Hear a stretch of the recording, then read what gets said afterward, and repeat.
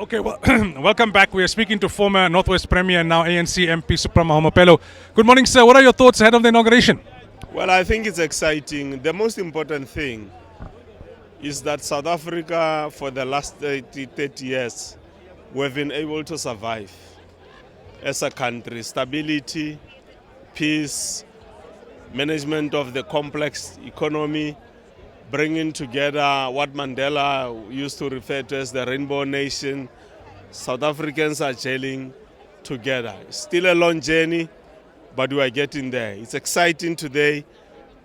30 years again from now, 60 years, the future generations will see that we did our best as generations that came before them to build a solid foundation for them.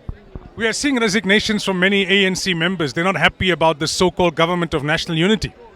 Well, it's not for the first time. I remember in 1955 when the Freedom Charter was adopted, some people were not happy. They moved away from the ANC.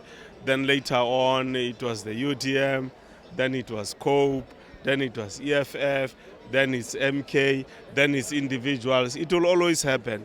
But as the ANC, we remain humble. Later on, when the emotions have settled down, we'll engage them, talk to them, and I think they will come back to the movement.